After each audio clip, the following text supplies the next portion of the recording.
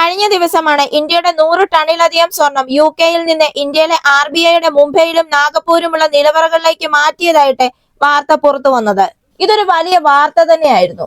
കാരണം 1991 ശേഷം ഇതാദ്യമായിട്ടാണ് ഇത്രയധികം സ്വർണം ഇന്ത്യയിലേക്ക് തിരിച്ചു കൊണ്ടുവരുന്നത്. 2024 മാർച്ചിലെ കണക്കനുസരിച്ച് RBIയുടെ ആകെ സ്വർണശേഖരം എന്ന് പറയുന്നത് 822.10 മെട്രിക് ടൺ ആണ്.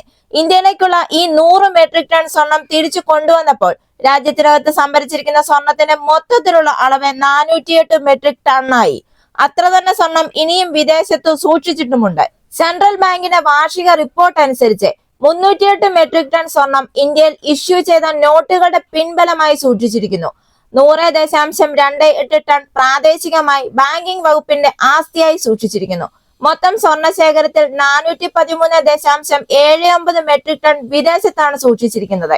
1990-91 വിദേശ നാണയ പ്രതിസന്ധിയുടെ സമയത്ത് $405 മില്യൺ വായ്പ ലഭിക്കുന്നതിനായി ഇന്ത്യ തങ്ങളുടെ സ്വർണ്ണ ശേഖരത്തിന്റെ ഒരു ഭാഗം ബാങ്ക് ഓഫ് ഇംഗ്ലണ്ടിനെ പണയം വെച്ചിരുന്നു.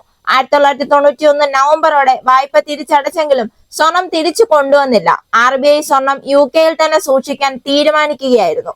വിദേശത്ത് സൂക്ഷിച്ചിരിക്കുന്ന സ്വർണ്ണ വ്യാപാരം ചെയ്യുന്നതിനും സ്വാപ്പുകളിൽ പ്രവേശിക്കുന്നതിനും വരുമാനം നേടുന്നതിനും എളുപ്പത്തിൽ ഉപയോഗിക്കാം എന്നുള്ളതിനാലാണ് ഇങ്ങനെ ചെയ്തതെന്നാണ് റിപ്പോർട്ട് പറയുന്നത്. RBI രാജ്യാന്തര വിപണികളിൽ നിന്ന് സ്വർണം വാങ്ങുകയും വിദേശത്ത് സൂക്ഷിക്കുകയും ചെയ്യുന്നത് ഈ ഇടപാടുകൾ സുഗമമാക്കും എന്നും പറയുന്നു. ലണ്ടൻ ഏറ്റവും വലിയ ഒരു സ്വർണ്ണ വിപണിയാണ് എന്നതും ബാങ്ക് ഓഫ് ഇംഗ്ലണ്ടിൽ സ്വർണം സൂക്ഷിക്കാൻ ഇന്ത്യയെ പ്രേരിപ്പിച്ച മറ്റൊരു ഘടകമാണ്. എന്നാൽ ഇന്ത്യ ഇപ്പോൾ ഈ സ്വർണം മടക്കി കൊണ്ടുവന്നിരിക്കുകയാണ്. എന്തുകൊണ്ടാണ് ഇന്ത്യ ഇത്രയധികം സ്വർണം ഇപ്പോൾ തിരിച്ചു കൊണ്ടുവന്നിരിക്കുന്നത്? അതിന്റെ കാരണം എന്തൊക്കെയാണ്? അതായത് എന്തുകൊണ്ട് ഇന്ത്യ ഇപ്പോൾ ഇത്രയധികം സ്വർണം തിരിച്ചു കൊണ്ടുവന്നു എന്നതിന്റെ കാരണം എന്തൊക്കെയാണ് എന്ന് നമുക്കിന്ന് ഈ വീഡിയോയിലൂടെ നോക്കാം. ബാങ്ക് ഓഫ് ഇംഗ്ലണ്ടിൽ ഇന്ത്യയുടെ സ്വർണം സൂക്ഷിക്കുമ്പോൾ ഇന്ത്യ അവർക്ക് കനത്ത ഫീസ് നൽകേണ്ടി വരുന്നുണ്ട്. ഇന്ത്യയിലേക്ക് ഈ സ്വർണം തിരിച്ചു കൊണ്ടുവന്നാൽ ഈ ഫീസ് ലാഭിക്കാം എന്നതാണ് ഒരു കാര്യം. അതായത് ഇന്ത്യയുടെ സമ്പദ് വ്യവസ്ഥയുടെ സ്ഥിരതയിലുള്ള ആത്മവിശ്വാസത്തെയാണ് ഇത് സൂചിപ്പിക്കുന്നത്. അതുപോലെ തന്നെ ഒരു വിദേശ രാജ്യത്ത് സ്വർണം സൂക്ഷിക്കുന്നതിൽ ചില അപകട സാധ്യതകളും ഉണ്ട്. അതായത് റഷ്യ വിദേശത്ത് സൂക്ഷിച്ചിരുന്ന സ്വർണ്ണ ശേഖരം മുഴുവനായും യുക്രൈൻ യുദ്ധം തുടങ്ങിയതിൽ പിന്നെ രാജ്യാന്തര ഏജൻസികൾ ഫ്രീസ് ചെയ്തിരിക്കുകയാണ്. അതായത് സ്വത്തുണ്ടെങ്കിലും മറ്റുള്ളവർ സൂക്ഷിക്കുന്നതിനാൽ തിരിച്ചെടുക്കാൻ സാധിക്കാത്ത ഒരവസ്ഥ. ഇതുപോലെ തന്നെ മറ്റു ചില രാജ്യങ്ങൾക്കും വിദേശങ്ങളിൽ സൂക്ഷിച്ചിരിക്കുന്ന സ്വർണം തിരിച്ചെടുക്കാൻ സാധിക്കാത്ത അവസ്ഥ ഉണ്ടായിട്ടുണ്ട്. അതുപോലെ തന്നെ പ്രാദേശിക സ്വർണ്ണവില നിയന്ത്രിക്കാൻ ആഭ്യന്തരമായി കൈവശം വെച്ചിരിക്കുന്ന സ്വർണം ഉപയോഗിക്കാം എന്നതും UK-യിൽ നിന്നും സ്വർണം തിരിച്ചു കൊണ്ടുവരാനുള്ള ഒരു കാരണമാണ്. പ്രത്യേകിച്ചും സ്വർണ്ണ എക്സ്ചേഞ്ച് ട്രേഡഡ് ഫണ്ടുകൾ പോലുള്ള നിക്ഷേപ ഉൽപ്പന്നങ്ങളുടെ ഉയർന്ന ഡിമാൻഡ് കണക്കിലെടുക്കുമ്പോൾ സ്വർണ്ണ ശേഖരം രാജ്യത്തിനകത്ത് തന്നെ നിലനിൽക്കുന്നുവെന്നത് ഉറപ്പാക്കുന്നതിനൊപ്പം ശക്തമായ ഒരു പ്രാദേശിക ബുള്ളിയൻ വിപണി വികസിപ്പിക്കുന്നതിനും ഈ തന്ത്രം സഹായിക്കും. അമേരിക്ക ഒഴികെയുള്ള കേന്ദ്ര ബാങ്കുകൾ US ട്രഷറി ബോണ്ടുകൾ വാങ്ങുന്നത് കഴിഞ്ഞ വർഷത്തേക്കാൾ കുറച്ചു. അതുകൊണ്ട് തന്നെ ആഗോളതലത്തിൽ സെൻട്രൽ ബാങ്കുകൾക്കിടയിൽ ഡോളറിൽ വിശ്വാസം കുറയുന്നത് കൊണ്ട് തന്നെ കേന്ദ്ര ബാങ്കുകൾ ഇപ്പോൾ മത്സരിച്ച് സ്വർണം വാങ്ങുന്നത് ഒരു കാരണമായി പറയുന്നുണ്ട്.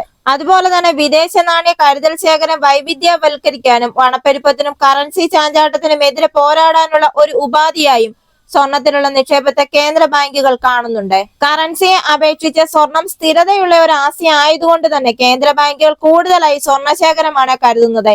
ലോകത്തിൽ ഇതുവരെ ഖനനം ചെയ്തെടുത്ത സ്വർണത്തിന്റെ 17% കേന്ദ്ര ബാങ്കുകളുടെ കൈവശം തന്നെയാണ് ഉള്ളത്.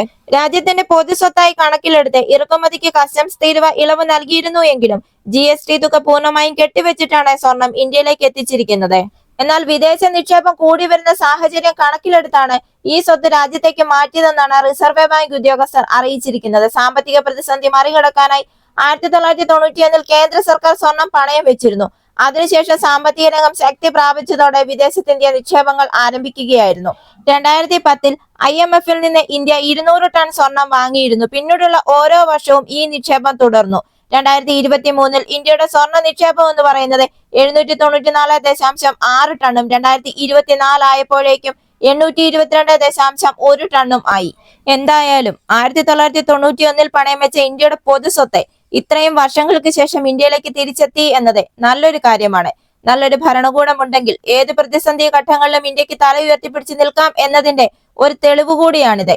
ഇതിനെപ്പറ്റി എന്താണ് നിങ്ങളുടെ അഭിപ്രായം? മറക്കാതെ കമന്റ് ചെയ്യുക. ഈ വീഡിയോ നിങ്ങൾക്ക് ഇഷ്ടമായെങ്കിൽ ഒരു ലൈക്ക് തരിക. ഈ ചാനൽ നിങ്ങൾ ഇതുവരെ സബ്സ്ക്രൈബ് ചെയ്തിട്ടില്ല എങ്കിൽ ഒന്ന് സബ്സ്ക്രൈബ് ചെയ്യുക. അടുത്ത വീഡിയോയുമായി വീണ്ടും കാണാം.